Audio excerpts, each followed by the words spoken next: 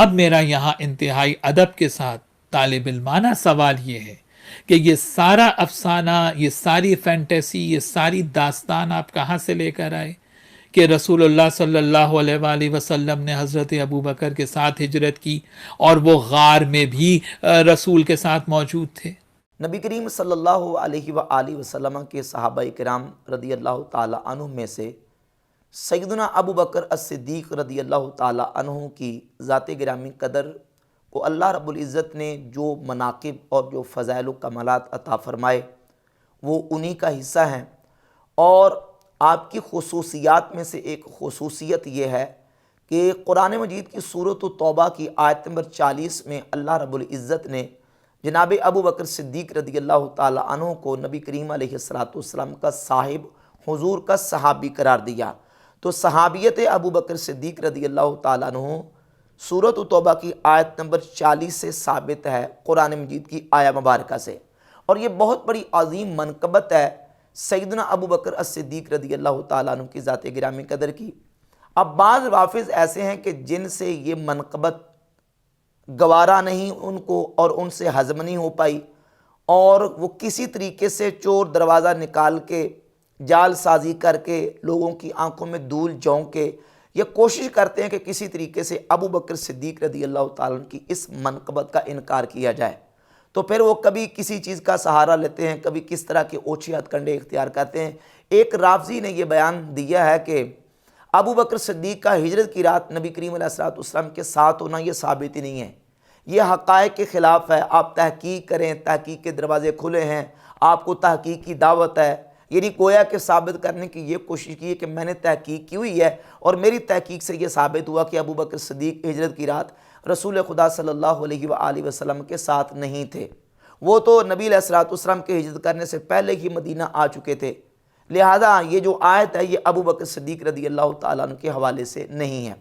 جبکہ یہ ایک ایسی بات ہے جو کہ بالکل یکسر حقیقت کے خلاف ہے، اور رافضی کا سیدنا ابو بکر صدیق رضی اللہ تعالیٰ عنہ کی دشمنی اور بغض میں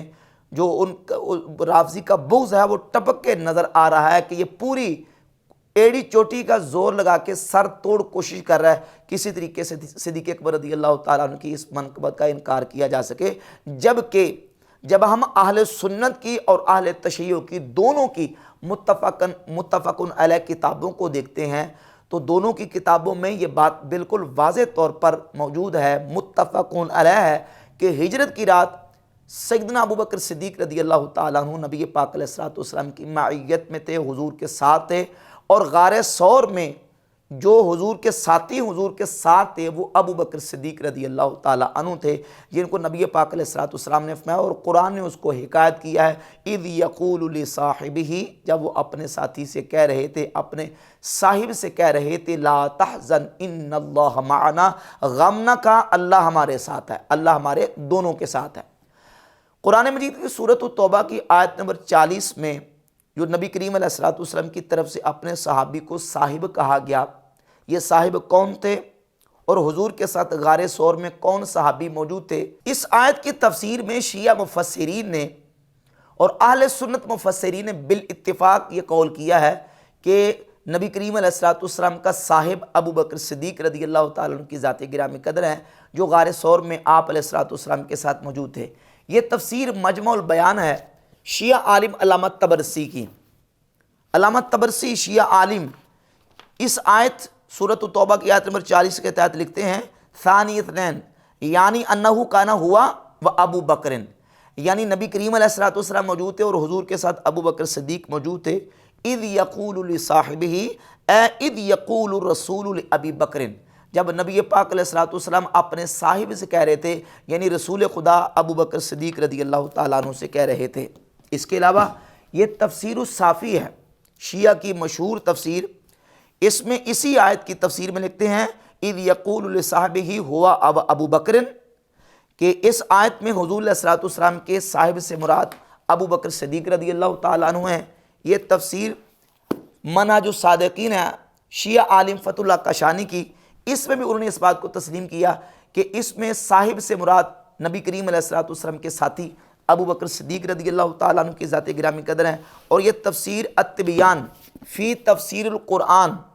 شیعہ عالم توسی کی کتاب ہے، اس میں شیعہ عالم علامہ توسی لکھتا ہے مکث النبی صلی اللہ علیہ وآلہ وسلم فی الغار مع ابی بکر ثلاثاً،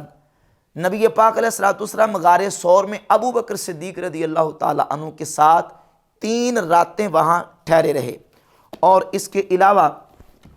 یہ تفسیر المیزان فی تفسیر القرآن ہے، شیعہ عالم علامہ طباطبائی وہ لکھتے ہیں کہ والمراد بصاحبہ ہوا ابو بکر للنقل القطعی، یعنی یہ قطعی طور پر منقول ہے کہ اس آیت میں حضور کے صاحب سے مراد ابو بکر صدیق رضی اللہ تعالیٰ عنہ کی ذات گرامی قدر ہے، قطعی طور پر یہ منقول ہے۔ اور اسی بات کو غار ثور میں جناب سیدنا ابو بکر صدیق رضی اللہ تعالیٰ عنہ کے نبی پاک علیہ الصلوۃ والسلام کی بارگاہ اقدس میں حضور کے ساتھ ہونے کے حوالے سے ملا باقر مجلسی نے بہار الانوار کی جلد نمبر 19 صفحہ نمبر 33 پر لکھا ہے اذ ہما فی الغار، یعنی انہ کانا ہوا و ابو بکر فی الغار لیس معہما ثالث، نبی پاک علیہ الصلوۃ والسلام کے ساتھ غار ثور میں ابو بکر صدیق رضی اللہ تعالیٰ عنہ موجود تھے، بہار الانوار کی جلد نمبر 19 صفحہ 33 پر،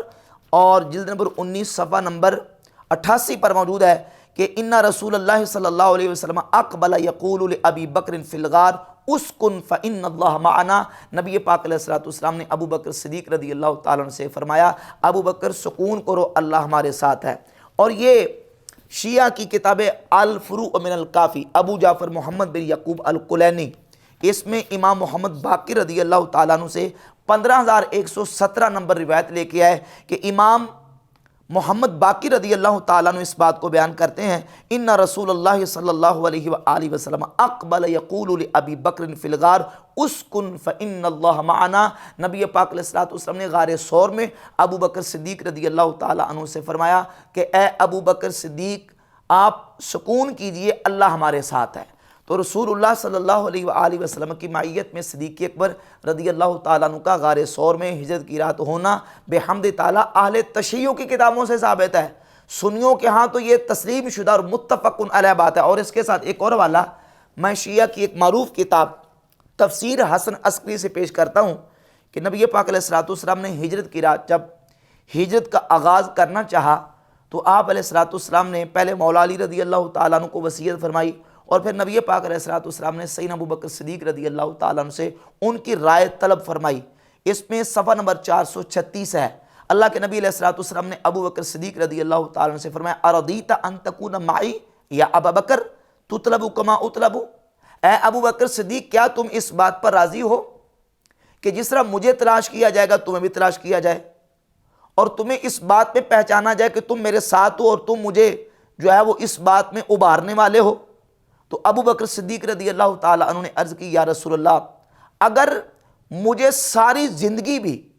سخت ترین عذاب میں مبتلا کیا جائے اور یہ سارا کچھ آپ کی محبت میں مجھے کرنا پڑے اور سارا کچھ آپ کی محبت میں تکلیفیں اور مصیبتیں مجھے برداشت کرنی پڑیں تو یا رسول اللہ صلی اللہ علیہ وسلم مجھے اس پر خوشی حاصل ہوگی اور میں آپ کے لیے ساری مصیبتیں جھیلنے کے لیے اور برداشت کرنے کے لیے تیار ہوں۔ بحمد تعالیٰ اہل تشیع کی کتابوں سے یہ بات بالکل واضح طور پہ ثابت ہوتی ہے کہ ہجرت کی رات رسول اللہ صلی اللہ علیہ وآلہ وسلم کے ساتھ جناب ابو بکر صدیق رضی اللہ تعالیٰ عنہ غار ثور میں موجود تھے، اور اذ یقول لصاحبہ لا تحزن ان اللہ معنا، اس آیت میں نبی کریم علیہ الصلوۃ والسلام کا صاحب جس ہستی کو کہا گیا ہے اس میں مراد ابو بکر صدیق رضی اللہ تعالیٰ عنہ کی ذات گرامی قدر ہیں۔ اب اس سلسلے میں اہل سنت و جماعت کی چند کتابوں سے صریح اور واضح احادیث میں آپ کے سامنے رکھتا ہوں جن سے یہ بات بحمد تعالیٰ واضح ہوتی ہے کہ صدیق اکبر رضی اللہ تعالیٰ عنہ نبی پاک علیہ الصلوۃ والسلام کے ساتھ غار ثور میں موجود تھی۔ یہ صحیح بخاری ہے، اور صحیح بخاری میں 3652 نمبر حدیث ہے۔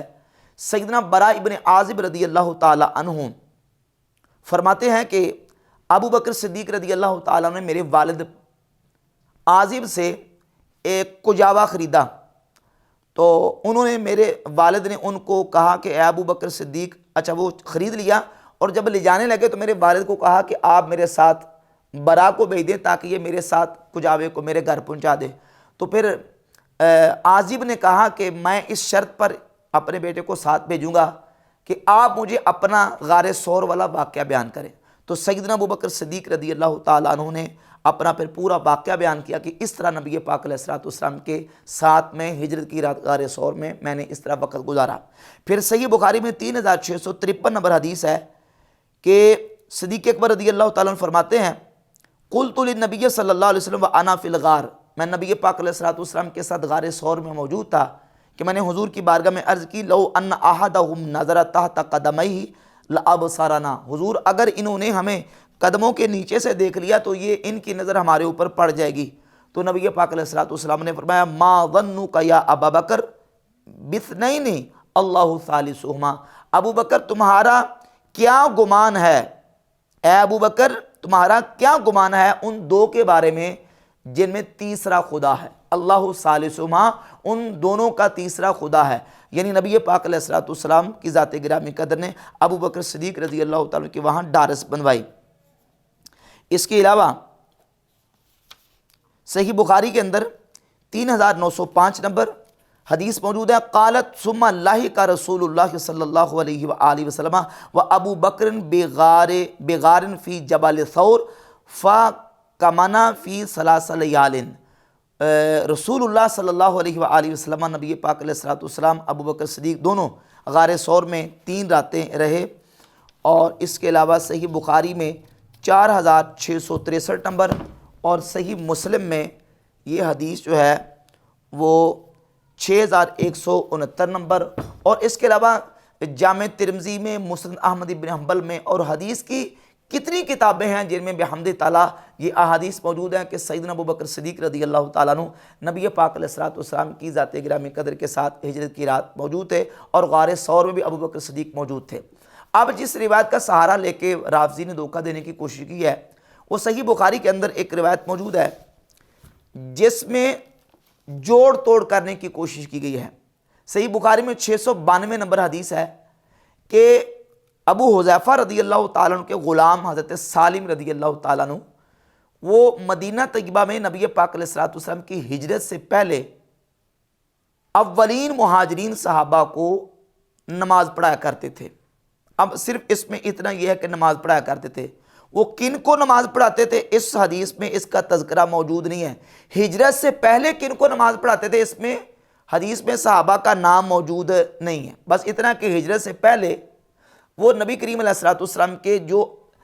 صحابہ پہلے ہجرت کر کے مدینہ شریف آ چکے تھے ان کو نماز پڑھاتے تھے۔ اور صحیح بخاری میں یہی حدیث 7175 نمبر جب آئی تو اس میں الفاظ اس طرح موجود ہیں کہ حضرت حذیفہ کے غلام سالم رضی اللہ تعالیٰ عنہ اولین مہاجرین صحابہ کو نماز پڑھایا کرتے تھے، اور ان میں ابو بکر صدیق رضی اللہ تعالیٰ عنہ بھی موجود تھے۔ اب ان دونوں روایتوں کو ملا کے جوڑ توڑ کر کے اس رافضی نے یہ کوشش کی ہے کرنے کی کہ دیکھیے ابو بکر صدیق تو پہلے ہجرت کر کے مدینہ شریف آ چکے تھے، ان کا نبی علیہ الصلوۃ والسلام کے ساتھ ہجرت کی رات غار ثور میں ہونا یہ ثابت نہیں ہے۔ حالانکہ ان دو حدیثوں کو آپس میں جوڑ توڑ کر کے ملا رہا ہے۔ جو حدیث 692 نمبر ہے اس میں یہ ہے کہ ہجرت سے پہلے امامت کرواتے تھے، لیکن اس میں ابو بکر صدیق کا ذکر نہیں ہے۔ اور جو حدیث 7175 نمبر ہے اس حدیث کے اندر سیدنا ابو بکر صدیق کا ذکر تو ہے لیکن ہجرت سے پہلے کا ذکر نہیں ہے،